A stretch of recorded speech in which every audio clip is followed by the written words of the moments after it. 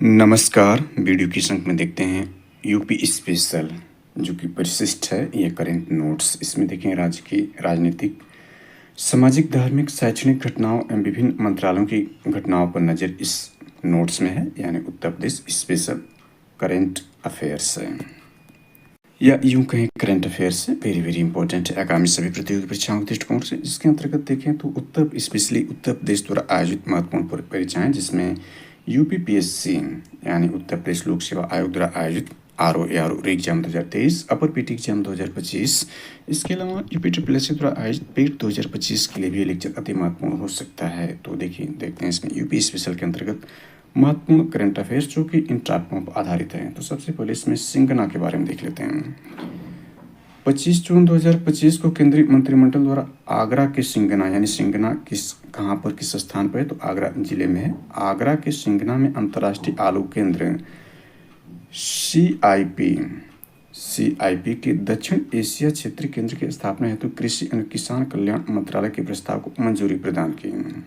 यानी इसको कौन मंजूरी प्रदान किया है, तो केंद्रीय मंत्रिमंडल। इंपॉर्टेंट है कि इसमें राज्य मंत्रिमंडल से कोई संबंध नहीं, इसको केंद्रीय मंत्रिमंडल ने इसको मंजूरी यानी प्रदान की, प्रस्ताव को मंजूरी प्रदान की, क्योंकि अंतर्राष्ट्रीय आलू केंद्र यह है और यह दक्षिण एशिया क्षेत्रीय केंद्र की स्थापना, इसमें दक्षिण एशिया का क्षेत्रीय केंद्र होगा।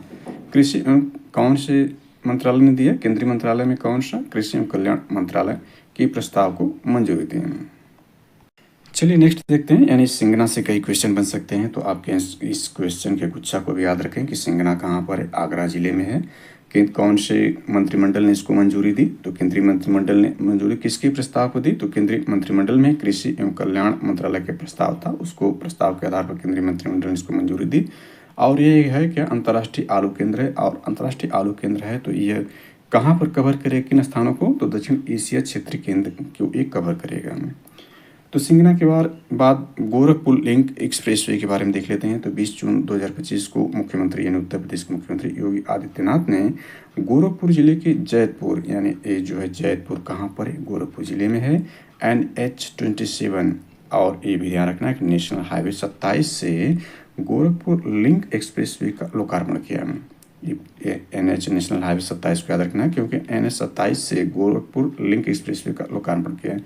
इस एक्सप्रेसवे की निर्माण लागत राशि 7283 यानी 7283.28 करोड़ रुपए है। एक्सप्रेसवे की लंबाई देखें तो लगभग 91.5 किलोमीटर यानी 91.532 किलोमीटर। इंपॉर्टेंट है, यानी इससे एग्जाम क्या बन सकता है, एग्जाम यह है कि गोरखपुर लिंक एक्सप्रेसवे किस NH से जुड़ रहा है, तो NH-27 से। इस एक्सप्रेस की लागत देख सकते हैं और इसकी लंबाई देख सकते हैं। उद्घाटन 20 जून 2025 को कौन किया, तो उत्तर प्रदेश के मुख्यमंत्री योगी आदित्यनाथ ने किया। कहाँ पर, गोरखपुर जिले के जैतपुर। ये जैतपुर कहाँ है, NH-27 पर है, यानी जैतपुर से ही देखें जो NH-27 जो जैतपुर से गुजर रहा है, वहाँ से जो है गोरखपुर लिंक एक्सप्रेस का लोकार्पण किया गया।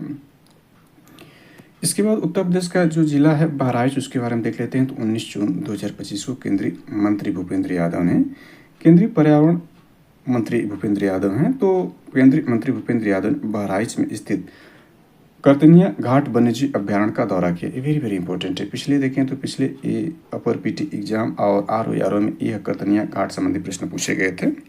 तो याद रखना है कि करतनिया वन्यजीव अभ्यारण्य कहाँ है, ये बहराइच जिले में है। उन्होंने वन अधिकारियों के साथ घड़ियालों के संरक्षण को बढ़ावा देने के लिए गिरुआ नदी में घड़ियाल के 7 बच्चे छोड़े, यानी गिरुआ नदी कहाँ है, बहराइच में है, यहीं पर घड़ियाल के 7 बच्चों को छोड़ा केंद्रीय मंत्री भूपेंद्र यादव ने। कहाँ पर यह है, बहराइच में, करतनिया घाट वन्यजीव अभ्यारण्य। इंपॉर्टेंट एग्जाम दृष्टिकोण से। इसके बाद देखें मानव वन्यजीव संघर्ष प्रबंधन कार्यशाला के बारे में देख लेते हैं। तो 19 जून 2025 को केंद्रीय मंत्री भूपेंद्र यादव ने उत्तर प्रदेश के दुधवा टाइगर रिजर्व में इस कार्यशाला की अध्यक्षता की। यानी मानव वन्यजीव संघर्ष प्रबंधन कार्यशाला का कहाँ पर यह किया गया, तो केंद्रीय मंत्री भूपेंद्र यादव ने कहाँ पर किया, उत्तर प्रदेश के दुधवा टाइगर रिजर्व में इस कार्यशाला की अध्यक्षता की थी। इसमें नोटेड पॉइंट यह है कि इसमें दिया नहीं है कि यह जो देखें दुधवा टाइगर रिजर्व कार्यशाला है, यह है कहाँ, किस जिले में, उत्तर प्रदेश के, तो लखीमपुर खीरी में है। यानी उत्तर प्रदेश का सबसे बड़ा जिला क्षेत्रफल में देखें तो लखीमपुर खीरी, यहीं पर जो है दुधवा राष्ट्रीय पार्क टाइगर रिजर्व है, और किशनपुर वन्यजीव विहार भी देखें तो लखीमपुर खीरी में ही है। यानी क्षेत्रफल के हिसाब से उत्तर प्रदेश का सबसे बड़ा जिला जो है वो लखीमपुर खीरी है। जबकि जनसंख्या के हिसाब से सबसे बड़ा जिला देखें तो प्रयागराज यानी इलाहाबाद, पूर्व का इलाहाबाद ही है। और क्षेत्रफल में सबसे छोटा जिला भी यहीं पे देखते चलते हैं तो वो हापुड़ है। क्षेत्रफल में जो उत्तर प्रदेश के 75 जिले वर्तमान में हैं तो हापुड़ सबसे छोटा जिला है। और जनसंख्या में सबसे छोटा जिला देखें उत्तर प्रदेश का तो महोबा हो जाएगा। चलिए ये जानकारी आगे ऐड कर देंगे इसमें, अन्यथा ये ज़्यादा विस्तार हो जाएगा इस टॉपिक से। करंट अफेयर्स को हम देख रहे हैं तो उत्तर प्रदेश के पूर्व अग्निवीरों को आरक्षण यानी इस करंट अफेयर्स को देखते हैं तो 3 जून 2025 को उत्तर प्रदेश मंत्रिमंडल द्वारा पूर्व अग्निवीरों को राज्य पुलिस बल में 20% क्षैतिज आरक्षण देने का निर्णय लिया गया। यानी पूछा जा सकता है कि किनको 20% क्षैतिज आरक्षण देने का निर्णय लिया गया है, तो ये पूर्व अग्निवीर यानी अग्निवीर से जो रिटायर हो चुके हैं या अग्निपुर में सेवाएं दे चुके हैं अग्निवीर के रूप में, वे राज्य पुलिस बल यानी यहाँ उत्तर प्रदेश में जो भर्ती आएगी उत्तर प्रदेश पुलिस संबंधित, उसमें 20% क्षैतिज आरक्षण इनको देने का निर्णय लिया गया है उत्तर प्रदेश कैबिनेट द्वारा। कब? 3 जून 2025 को।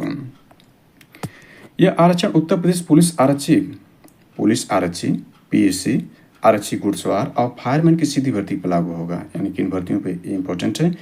पूर्व अग्निवीरों को 4 वर्ष की सेवा के पश्चात, अग्निवीर कितने वर्ष तक सेवा देते हैं? भारत सरकार में सेना जो आर्मी है, आर्मी के रूप में देखें,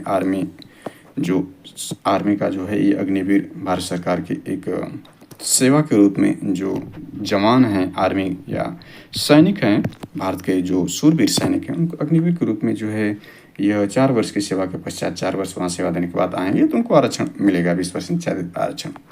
भूतपूर्व सैनिकों की तरह अग्निवीर के रूप में की गई सेवा अवधि को घटाकर अधिकतम आयु सीमा में 3 वर्ष की छूट प्रदान की गई है। इंपॉर्टेंट है कि इसमें 3 वर्ष की छूट भी प्रदान की गई है और 20% आरक्षण भी इनको मिलेगा।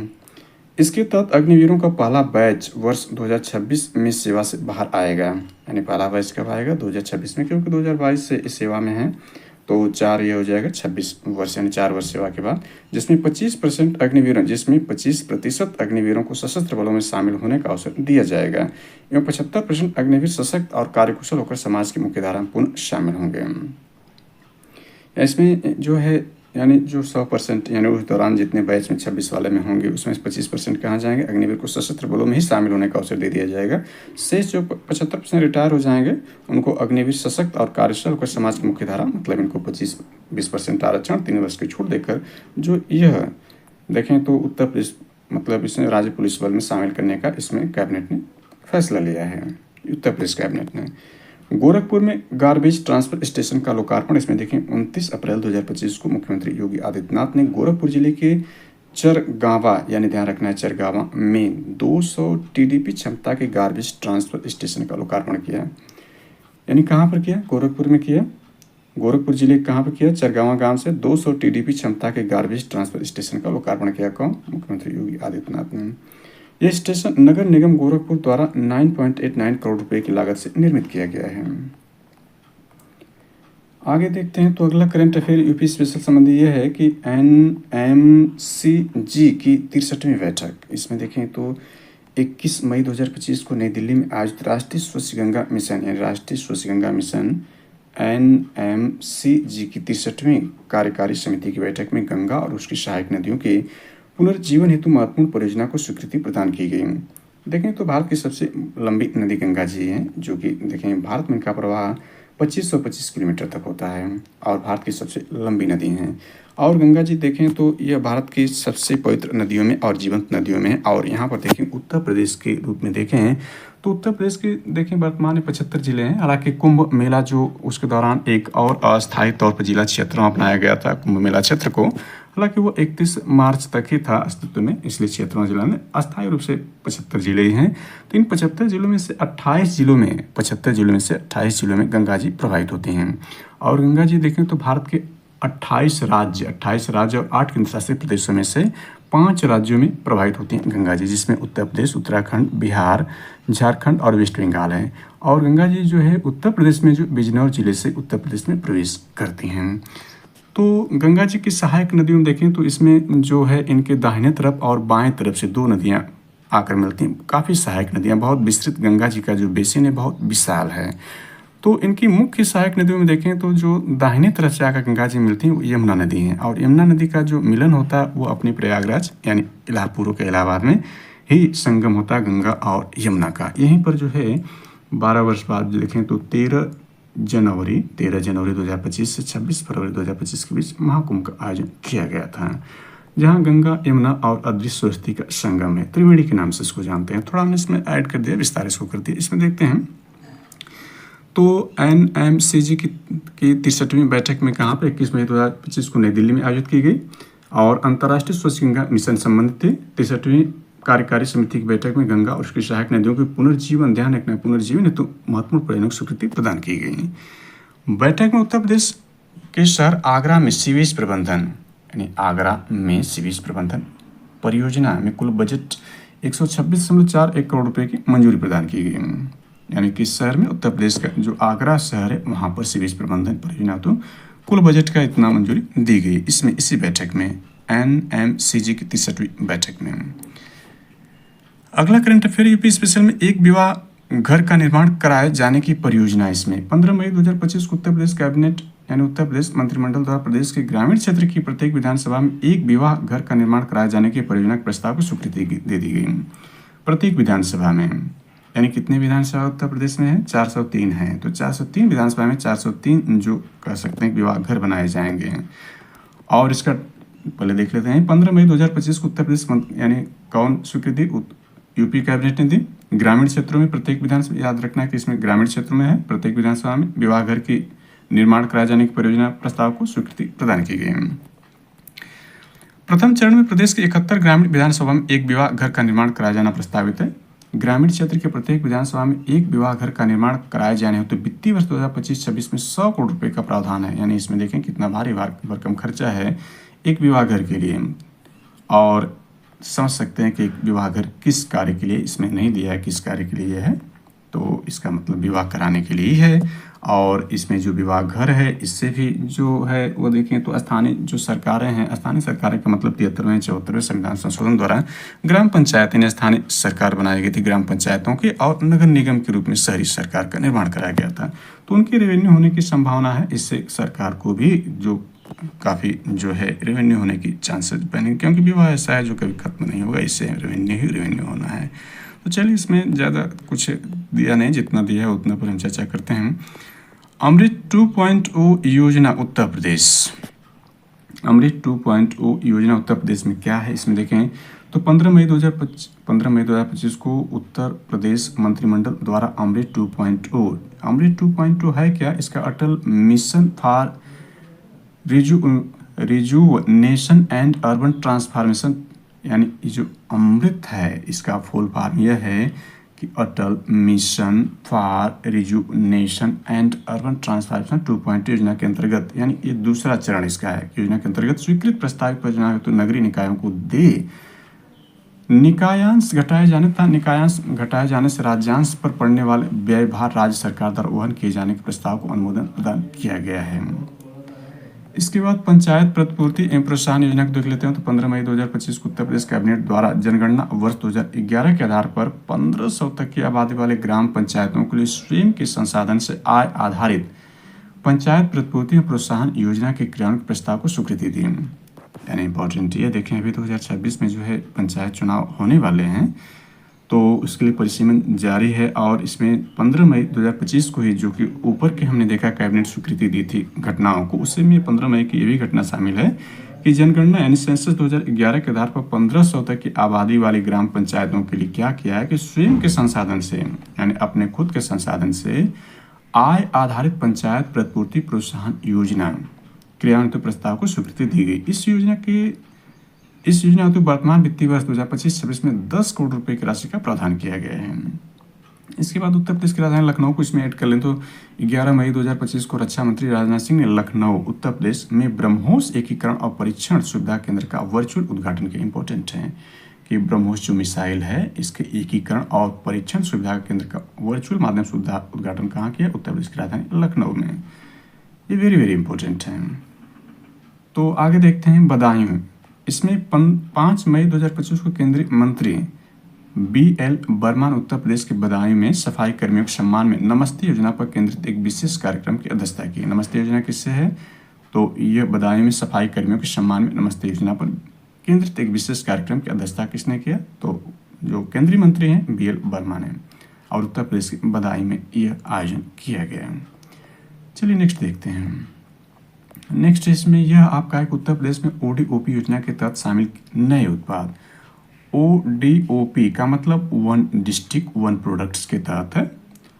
वन डिस्ट्रिक्ट वन स्पोर्ट्स भी वर्तमान में उत्तर प्रदेश सरकार द्वारा लागू है। वन डिस्ट्रिक्ट वन स्पोर्ट्स योजना भी कई तरह की योजनाएं हैं, जिसमें पहली योजना यही थी कि वन डिस्ट्रिक्ट वन प्रोडक्ट्स। ये उत्तर प्रदेश दिवस के रूप में ही शुरुआत इसका किया गया था। उत्तर प्रदेश दिवस देखें तो 24 जनवरी को उत्तर प्रदेश दिवस मनाया जाता है, क्योंकि 24 जनवरी 1950 को जो संयुक्त प्रांत था उसका नाम करके उत्तर प्रदेश कर दिया गया। तो उत्तर प्रदेश दिवस इसलिए मनाया जाता है, उसी दिन इसकी शुरुआत की गई थी। तो इसमें देखिए मई 2025 में उत्तर प्रदेश सरकार ने अपनी प्रमुख एक जिला एक उत्पाद ODOP योजना के तहत 12 नए उत्पादों को शामिल किया। कितने? 12 उत्पादों को शामिल किए गए। कुछ प्रमुख उत्पाद को इसमें देखें तो कृषि उपकरण और सहायक सामग्री, कृषि उपकरण और सहायक सामग्री बागपत जिला से, होजरी उत्पाद सहारनपुर जिला में, धातु उत्पाद और वस्त्र परिधान गाजियाबाद जिला से, धातु और लकड़ी के हस्तशिल्प अमरोहा में, पेठा उद्योग और सभी प्रकार के फुटवेयर आगरा से, धातु उत्पाद हमीरपुर से, लकड़ी उत्पाद बरेली से, चिकोरी उत्पाद एटा से और खाद्य प्रसंस्करण प्रतापगढ़ से संबंधित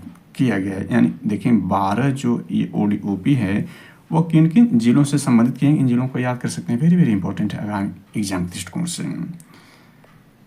तो कब शामिल किया? मई 2025 में। चलिए नेक्स्ट इसमें देखते हैं तो UP एग्रीज तथा AI प्रज्ञा। थोड़े से शुरुआत को भी देख लेते हैं कि ODOP की शुरुआत कब की गई थी। तो ये 24 जनवरी 2018 को उत्तर प्रदेश दिवस के अवसर पर किया गया था। तो इसको थोड़ा सा ऐड हमने कर लिया। 24 जनवरी तो बताया था, लेकिन 2018 से इसका शुरुआत की गई थी। चलिए आगे इसमें चलते हैं। इन 12 जिलों को आप याद रखें और संबंधित उत्पाद को। इसके बाद UP एग्रीज था AI प्रज्ञा को देखें तो 9 मई 2025 को उत्तर प्रदेश के मुख्यमंत्री योगी आदित्यनाथ और विश्व बैंक समूह के अध्यक्ष, विश्व बैंक समूह के अध्यक्ष कौन है? तो अजय बंगा ने UP एग्रीज था AI प्रज्ञा कार्यक्रमों का शुभारंभ किया। UP एग्रीज परियोजना का उद्देश्य पूर्वांचल और बुंदेलखंड के 28 जिलों, पूर्वांचल के 21 और बुंदेलखंड के 7 जिले शामिल में कृषि में क्रांति लाना और महिलाओं की 30% भागीदारी के साथ लगभग 10 लाख किसानों को लाभान्वित करना है। इसका उद्देश्य याद रखें कि पूर्वांचल के इसमें कितने जिले रहेंगे? 21 जिले और 7 जिले बुंदेलखंड के, कुल 28 जिले इसमें हैं। इसके अंतर्गत महिलाओं को 30% भागीदारी शामिल की जाएगी और 10 लाख किसानों को लाभान्वित करने का लक्ष्य है। UP एग्रीज परियोजना 4000 करोड़ रुपए की परियोजना, यानी कितने की? 4000 करोड़ की परियोजना। इसमें से 2737 करोड़ रुपए का ऋण विश्व बैंक, यानी 2737 करोड़ रुपए का ऋण विश्व बैंक तथा विश्व बैंक द्वारा 6 वर्षों की अवधि के लिए दिया जाएगा। इस परियोजना में शामिल कौन है? विश्व बैंक है, याद रखना वेरी वेरी इंपॉर्टेंट है। इस परियोजना में विश्व बैंक के अतिरिक्त राज्यांश यानी राज्य का हिस्सा देखें तो 1166 करोड़ रुपए का होगा। यानी जो उत्तर प्रदेश का इसमें जो राज्यांश होगा, मतलब राज्य का हिस्सा 1166 करोड़ इसमें उत्तर प्रदेश सरकार देगी। इस परियोजना के तहत 10,000 महिला उत्पादक समूहों को जोड़ा जाएगा और 500 किसानों को विदेश भेजकर उन्हें अत्याधुनिक तकनीकी प्रशिक्षण भी दिया जाएगा। 10,000 महिलाएं होंगी महिला उत्पादक समूहों को और 500 किसानों को विदेश भेजकर अत्याधुनिक तकनीकी प्रशिक्षण दिया जाएगा कृषि संबंधित। AI प्रज्ञा कार्यक्रम के तहत राज्य सरकार का लक्ष्य 10 लाख युवाओं को कृत्रिम बुद्धिमत्ता AI तथा डिजिटल तकनीकों में प्रशिक्षित करना है। इसी में शामिल याद रखना है। इस कार्यक्रम के माध्यम से प्रारंभिक चरण में 10 लाख युवाओं को कृत्रिम बुद्धिमत्ता यानी AI, machine learning, data analytics एवं साइबर सुरक्षा से उन्नत तकनीकी क्षेत्रों में प्रशिक्षित कर प्रमाण पत्र प्रदान किए जाएंगे।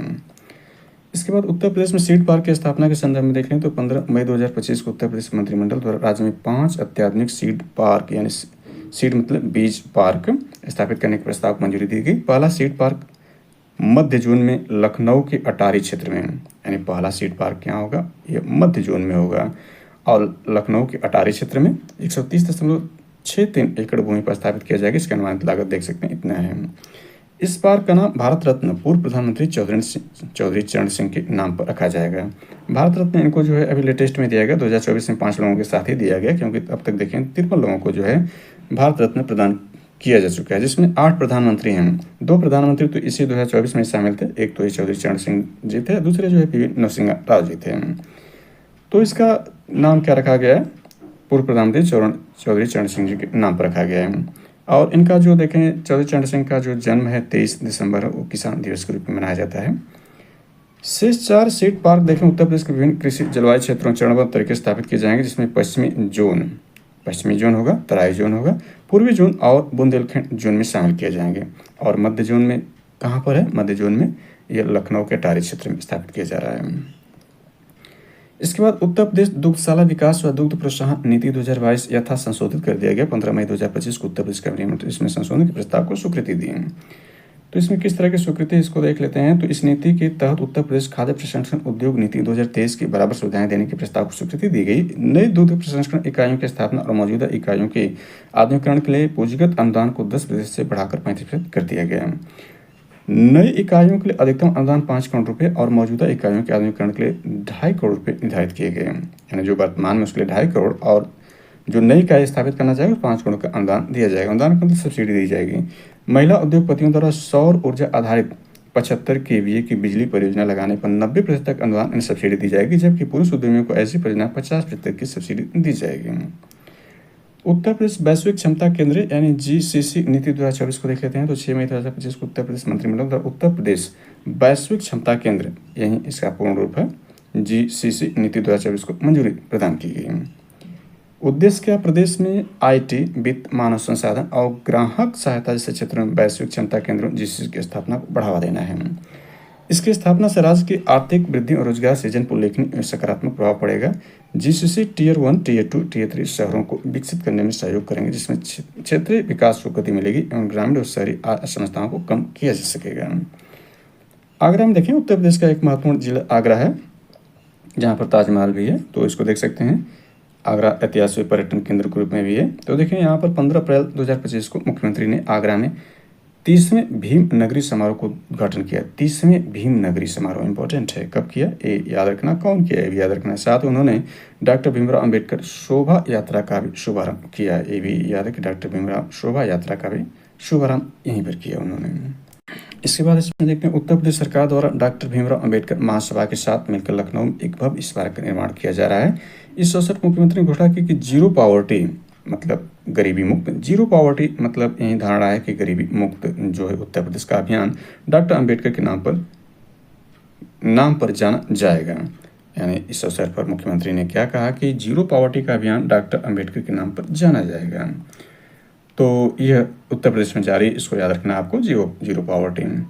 कियान डिस्टिलरी प्राइवेट लिमिटेड के प्लांट का लोकार्पण 6 अप्रैल 2025 को उत्तर प्रदेश के मुख्यमंत्री योगी आदित्यनाथ ने गोरखपुर जिले में गोरखपुर औद्योगिक विकास प्राधिकरण गीडा, इंपॉर्टेंट है, गीडा की स्थापना देखें तो ये 1900 जो है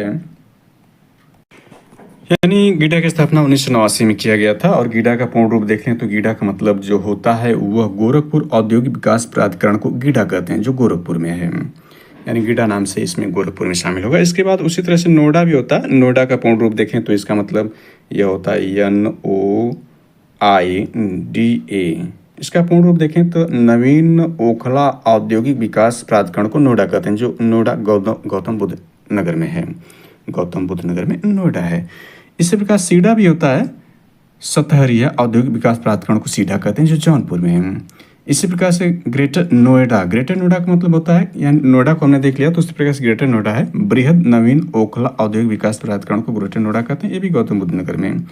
इस प्रकार से लीडा भी होता है, लखनऊ औद्योगिक विकास प्राधिकरण को लीडा कहते हैं। इस प्रकार से बीडा भी होता है, भदोही औद्योगिक विकास प्राधिकरण को बीडा कहते हैं। तो थोड़ा सा इसमें एक्स्ट्रा हमने ऐड कर लिया, हालांकि यूपी स्पेशल के अंतर्गत यह सारी जानकारी दी जा चुकी है।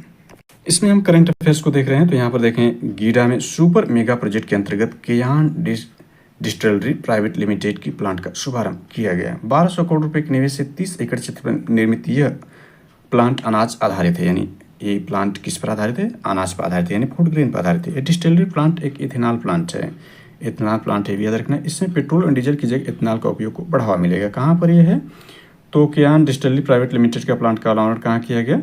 तो गोरखपुर जिले में औद्योगिक विकास प्लांट गीडा में ये जो है प्लांट का लोकार्पण किया गया है। इसके बाद श्रृंगेश्वर धाम के बारे में देख लें। तो 3 अप्रैल 2025 को मुख्यमंत्री ने श्रृंगेश्वर धाम प्रयागराज में, यानी अपने प्रयागराज या पूर्व के इलाहाबाद में ही ये श्रृंगेश्वर धाम है, इंपॉर्टेंट है। मर्यादा पुरुषोत्तम प्रभु श्री राम के प्रिय सखा भगवान निषाद राज गुहा के जन्मोत्सव के अवसर पर आयोजित कार्यक्रम को संबोधित किया। उन्होंने इस अवसर पर 579 करोड़ रुपए की 181 परियोजनाओं को लोकार्पण और शिलान्यास भी किया। श्रृंगेश्वर धाम कहाँ है? ये जो है प्रयागराज में है।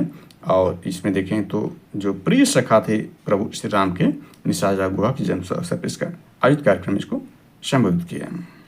इसमें हमने श्रृंगेश्वर धाम को देखा। इसमें आगे देखते हैं तो मुख्यमंत्री निषाद राज बोट सब्सिडी योजना के तहत यानी निषाद राज बोट सब्सिडी योजना के तहत 11 शरणार्थियों को 3.20 करोड़ रुपए तथा मत्स्य संपदा योजना के अंतर्गत 1400 मत्स्य पालकों को 20 करोड़ रुपए का ऋण वितरित किया। इसके बाद देखें तो राष्ट्रीय राजमार्ग रसद प्रबंधन लिमिटेड भारतीय अंतर्देशीय जलमार्ग प्राधिकरण के मध्य समझौता किया गया। यूपी स्पेशल महत्वपूर्ण 11 मार्च 2025 को दोनों के मध्य वाराणसी यानी उत्तर प्रदेश के देखें जो धार्मिक नगरी वाराणसी है और यानी धार्मिक नगरी का मतलब धार्मिक कैपिटल जो वाराणसी को माना जाता है और औद्योगिक कैपिटल जो है कानपुर है और जो उत्तर प्रदेश का कैपिटल है वो लखनऊ है। तो यहाँ 11 मार्च 2025 को दोनों का मतलब राष्ट्रीय राजमार्ग रसद प्रबंधन लिमिटेड और भारतीय अंतर्देशीय जलमार्ग प्राधिकरण के मध्य हुआ समझौता कहाँ वाराणसी उत्तर प्रदेश में एक अत्याधुनिक मल्टी मॉडल लॉजिस्टिक पार्क विकसित करने हेतु समझौता ज्ञापन हस्ताक्षर किया गया। 150 एकड़ में फैला यह पार्क 650 मीटर की एक्सेस रोड के माध्यम से NH7 से जुड़ा होगा और NH7 व NH2 जंक्शन से मात्र 1.5 किलोमीटर की दूरी पर स्थित होगा। यानी इसकी स्थापना कहाँ की जाएगी तो वाराणसी में की जाएगी, जो कि ध्यान रखें कि NH7 और NH2 जंक्शन से मात्र 1.5 किलोमीटर दूरी पर यह जो होगा राष्ट्रीय राजमार्ग रसद प्रबंधन लिमिटेड और भारतीय अंतर्देशीय जलमार्ग प्राधिकरण के मध्य समझौता के अंतर्गत जो बनाया जाएगा वो अत्याधुनिक मल्टी मॉडल लॉजिस्टिक पार्क विकसित किया जाएगा वाराणसी में और ये 150 एकड़ में फैला है और 650 मीटर एक्सेस रोड के माध्यम से ये जुड़ा होगा।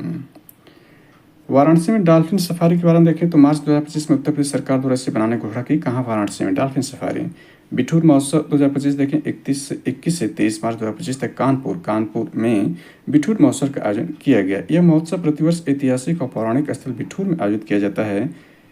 इस वर्ष यह समग्र उत्तर प्रदेश और महाराष्ट्र की साझा संस्कृति और ऐतिहासिक विरासत पर आधारित है। इंपॉर्टेंट है कि बिठूर महोत्सव कहाँ पर आयोजित किया जाता है कानपुर में, ये प्रत्येक वर्ष किया जाता है, ये भी इंपॉर्टेंट है। और ये पौराणिक स्थल बिठूर में आयोजित किया जाता है। ये महोत्सव उत्तर प्रदेश में देखें तो उत्तर प्रदेश और महाराष्ट्र की साझा संस्कृति विरासत पर आधारित था इस बार 2025 का। इसके बाद रंगोत्सव देखें तो 7 मार्च 2025 को मुख्यमंत्री ने बरसाना जो मथुरा में है रंगोत्सव 2025 का शुभारंभ किया। ये उत्सव उत्तर प्रदेश ब्रज तीर्थ विकास परिषद द्वारा आयोजित किया गया। इस उत्सव का समापन 22 मार्च 2025 को हुआ। इसके बाद वेरी इंपॉर्टेंट ये हो जाता है काशी तमिल संगमम यानी काशी तमिल संगमम KTH 3.0। तो 15 से 24 फरवरी 2025 तक वाराणसी में काशी तमिल संगम 3.0 का आयोजन हुआ। इसका आयोजन शिक्षा मंत्रालय द्वारा विभिन्न मंत्रालयों और उत्तर प्रदेश सरकार के सहयोग से किया गया। यानी इसमें शिक्षा मंत्रालय द्वारा आयोजित किया गया जिसमें विभिन्न मंत्रालय और उत्तर प्रदेश मंत्रालय शामिल थे, उत्तर प्रदेश सरकार शामिल था। तो इसमें देख सकते हैं काशी तमिल संगम 3.0 का मुख्य विषय थीम क्या थी तो महर्षि अगस्त्य पर आधारित था। यानी काशी तमिल संगम 3.0 का मुख्य विषय क्या था, महर्षि अगस्त्य पर आधारित था। इस कार्यक्रम के लिए IIT मद्रास और IIT BHU के कारण एजेंसियां थी। यानी इसमें कार्यान्वयन एजेंसी के रूप में कौन से कार्य किया तो IIT मद्रास था और उत्तर प्रदेश से देखें तो IIT BHU इसमें कार्यान्वयन एजेंसी के रूप में पार्टिसिपेट की थी। नेक्स्ट इसमें देखते हैं तो भारतीय कला इतिहास कांग्रेस का 32वां सत्र 2025 तो 8 से 10 फरवरी 2025 के मध्य भारतीय कला इतिहास कांग्रेस का 32वां सत्र 2025 का आयोजन भारतीय विरासत संस्थान नोएडा में किया गया। इसे संस्कृति मंत्रालय के तहत भारतीय विरासत संस्थान नोएडा ड्रीम्स विश्वविद्यालय द्वारा आयोजित किया गया। इस सम्मेलन का मुख्य विषय यानी थीम क्या था देख लेते हैं। कला और संस्कृति में भारतीय महाकाव्यों का प्रतिपादन, ये इसका विषय वेरी इंपॉर्टेंट है। यानी इससे क्वेश्चन क्या बन सकते हैं, भारतीय कला इतिहास कांग्रेस का 32वां सत्र कहाँ आयोजित किया गया तो कहाँ पर किया गया, नोएडा में किया गया। कौन से यानी कब किया गया, 8 से 10 फरवरी 2025 के मध्य किया गया। इसमें भारतीय कला इतिहास कांग्रेस का 32वां सत्र था।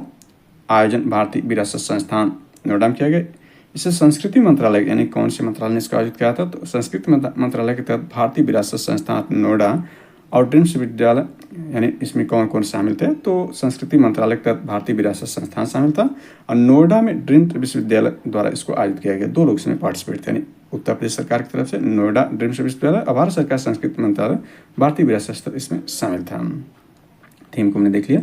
अंतर्राष्ट्रीय पक्षी महोत्सव देखें 2025 का, तो 16 से 18 फरवरी 2025 के मध्य प्रयागराज में, यानी अपने प्रयागराज या पूर्व के इलाहाबाद में महाकुंभ 2025 में पर्यावरण संरक्षण और जैव विविधता को बढ़ावा देने के लिए अंतर्राष्ट्रीय पक्षी महोत्सव 2025 का आयोजन किया गया। वेरी वेरी इंपॉर्टेंट है कि महाकुंभ 2025 को हमने देख लिया कि ये 13 जनवरी 2025 से 26 फरवरी 2025 के बीच में जो है महाकुंभ का आयोजन प्रयागराज में किया गया।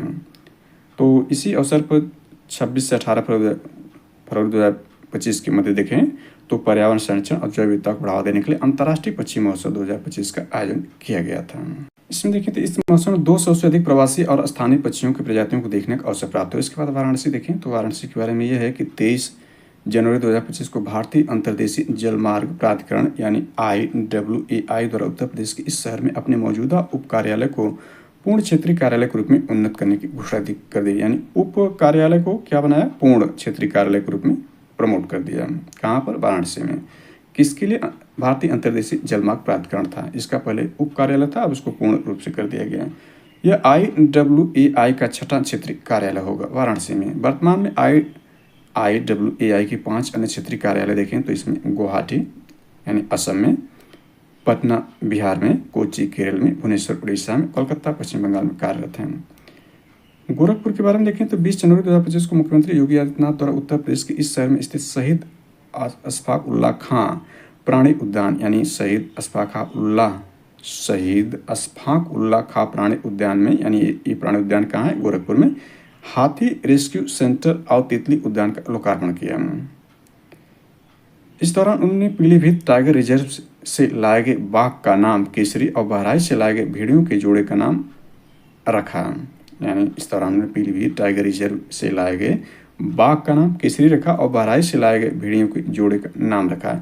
नर भेड़ियों का नाम भैरव, यानी इसमें याद रखें कि जो इसमें नर भेड़िया था उसका नाम भैरव रखा और मादा भेड़िया जो थी उसका नाम भैरवी रखा। हाथी रेस्क्यू सेंटर में गंगा नामक हाथी को रेस्क्यू करके रखा गया, यानी इसके रेस्क्यू सेंटर जो बचाव केंद्र था उसमें गंगा नामक हाथी को रेस्क्यू करके बचाव करके रखा गया। ग्रेटर नोएडा देखें तो फरवरी 2025 में केंद्रीय मंत्री जयंत चौधरी द्वारा उत्तर प्रदेश के इस नगर में NSDC अंतर्राष्ट्रीय अकादमी का उद्घाटन किया गया। कहाँ पर, ग्रेटर नोएडा में। पुनः गोरखपुर के बारे में देखें तो 12 जनवरी 2025 को मुख्यमंत्री योगी आदित्यनाथ द्वारा उत्तर प्रदेश के इस जिले में 172 लाख रुपए की लागत से निर्मित किए जा रहे नानाजी देशमुख पार्क का शिलान्यास किया। कहाँ पर, गोरखपुर में। 12 जनवरी को देखें तो विश्व युवा दिवस मनाया जाता है। स्वामी विवेकानंद के जन्म 12 जनवरी को, तो इसको जो है विश्व युवा दिवस के रूप में मनाया जाता है। यहीं पर इसी दिन देखें तो नानाजी देशमुख पार्क का शिलान्यास मुख्यमंत्री योगी आदित्यनाथ ने किया। कहाँ पर, गोरखपुर में। उत्तर प्रदेश गौरव सम्मान 2025 को देख लेते हैं तो 24 से 26 यानी 24 जनवरी को हमने देखा कि उत्तर प्रदेश स्थापना दिवस मनाया जा रहा है और 24 जनवरी 2018 से ODOP योजना की शुरुआत की गई थी। 24 से 26 जनवरी 2025 को अवध शिल्प ग्राम लखनऊ में आयोजित उत्तर प्रदेश स्थापना दिवस समारोह के दौरान यह सम्मान प्रदान किया गया। यह सम्मान निम्न 6 व्यक्तियों को दिया गया, इसमें कृष्णकांत शुक्ल वाराणसी से, हिमांशु गुप्ता वृंदावन मथुरा से, मनीष वर्मा कानपुर से, कृष्णा यादव बुलंदशहर से, कर्नल सुभाष देसवाल बुलंदशहर से, डॉक्टर जय सिंह बहराइच से इसमें शामिल थे।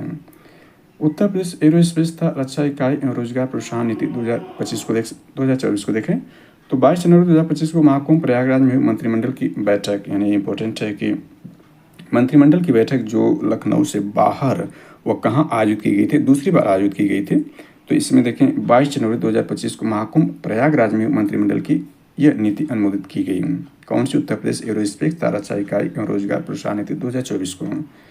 इस नीति का लक्ष्य अगले 5 वर्षों में 50,000 करोड़ रुपए का निवेश आकर्षित करना और एरोस्पेस एंड डिफेंस AND क्षेत्र में रोजगार के 1 लाख अवसर को सृजित करना है।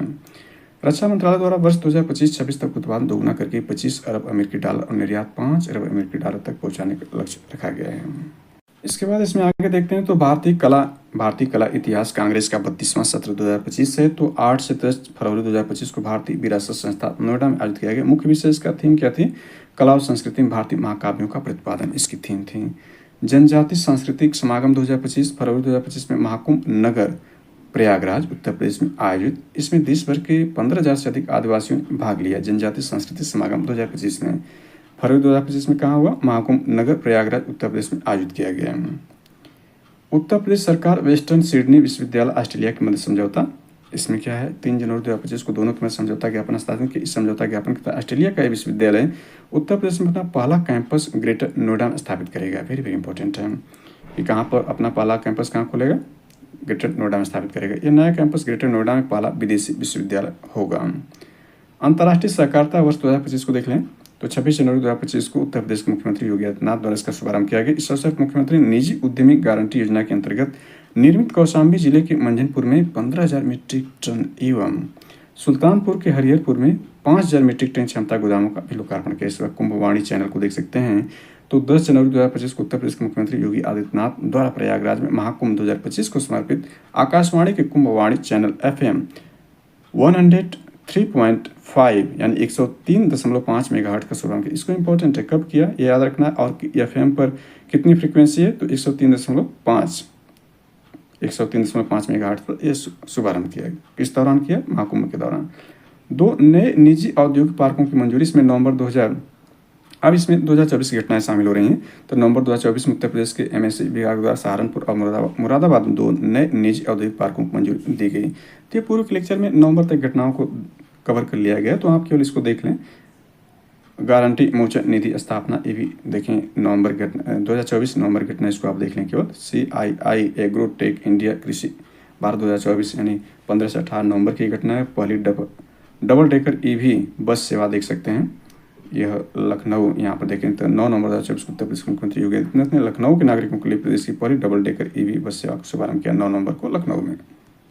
इसके बाद इसमें जो कुंभ AI याक चैटबॉट देख सकते हैं। प्रयागराज कुंभ 2024 हेतु पहली बार आर्टिफिशियल इंटेलिजेंस आधारित ये चैटबॉट श्रद्धालुओं के लिए विकसित किया गया।